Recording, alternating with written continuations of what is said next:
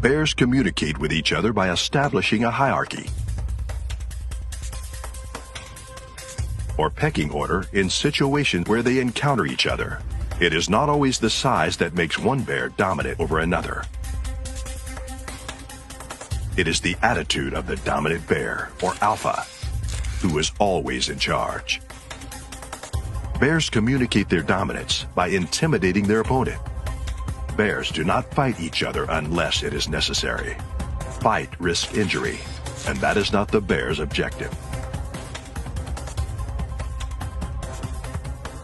For most species, sex starts with war, deciding who will get the female.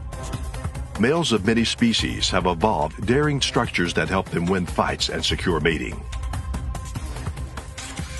These male frogs normally fight with each other over breeding territory, and therefore have evolved big arms.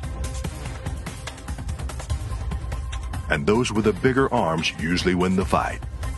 When a female arrives, males of all sizes and strengths form large groups competing to fertilize her eggs. Pigs are gregarious animals, and the social structure is based on the dominant-subordinate relationship to establish hierarchy.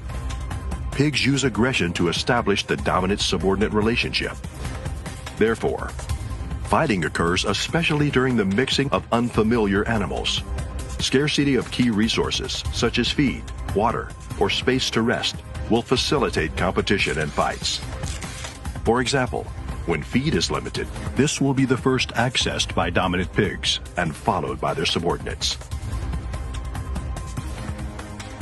Snakes very rarely actually fight.